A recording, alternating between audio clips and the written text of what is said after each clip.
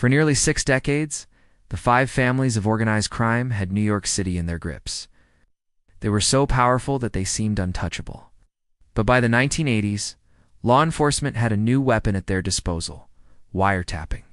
And with it, they would pull back the curtain on these infamous crime groups. Today, let's look at how the FBI took down the 5 families. The Italian-American Mafia is often called the 5 families due to the fact that there are 5 main crime groups based in New York.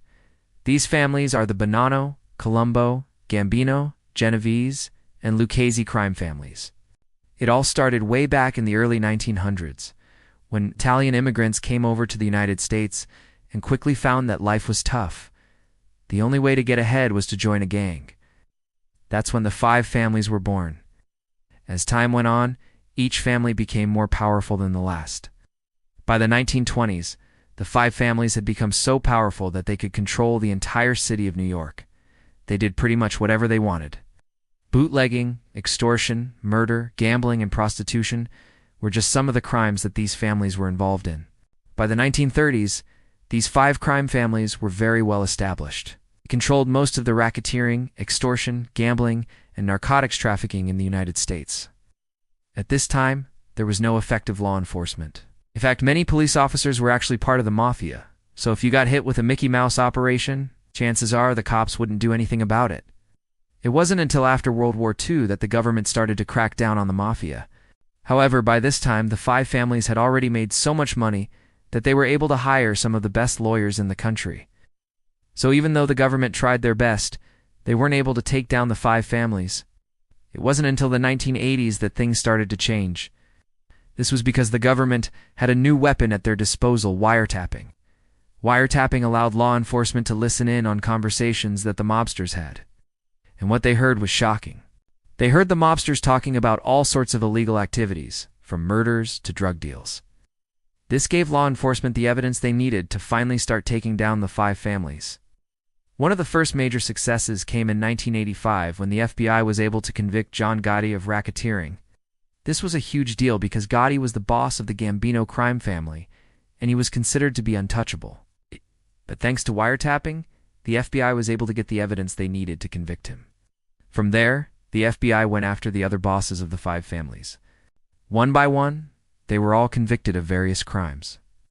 The FBI had finally done it. They had taken down the 5 families. You might be wondering, why didn't the Mafia just stop using phones?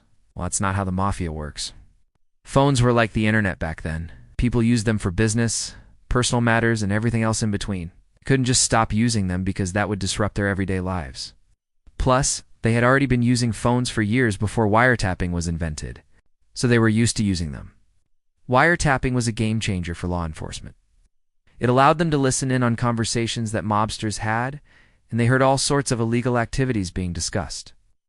This gave law enforcement the evidence they needed to finally start taking down the 5 families.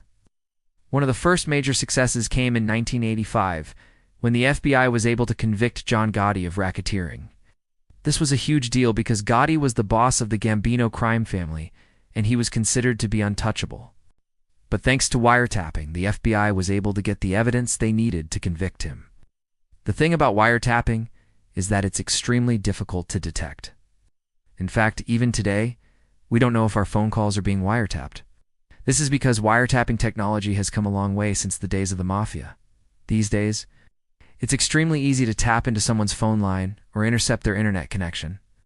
With the right equipment, it can be done in seconds, without the person ever knowing. You might be wondering why the Mafia didn't just switch to using burner phones. Back in the day, burner phones were pretty easy to track. All the authorities had to do was follow the trail of where the phone was being used, and they would eventually track down the mobster. Also back then, people didn't use phones as much as they do today. They were more likely to meet up in person or use a payphone. Even if they did use a cell phone, it was probably hidden in a shoebox or something else out of sight. This made it easier for the FBI to detect and track their communications. John Gotti was the boss of the Gambino crime family, and he ruled it like a king. He had complete control over his soldiers, and they would do whatever he asked them to do. He was known for being flashy and generous. He loved to spend money on expensive clothes, cars, and jewelry. He also liked to throw huge parties that would make you think you were living in the 1920s. However, Gotti's reign of terror would eventually come to an end, thanks to the FBI. As the FBI started to wiretap his phones, they heard all sorts of illegal activities being discussed. This gave them the evidence they needed to finally arrest Gotti. On April 26, 1992, John Gotti was sentenced to life in prison without parole. This was a major blow to the Gambino crime family, and it sent a message to the other 4 families. The FBI was coming for them next. The next family that the FBI went after was the Genovese crime family.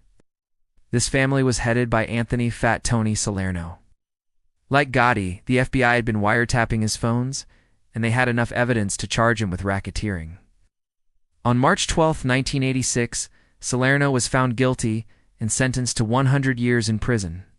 With 2 of the 5 family bosses behind bars, the FBI was starting to make some serious progress.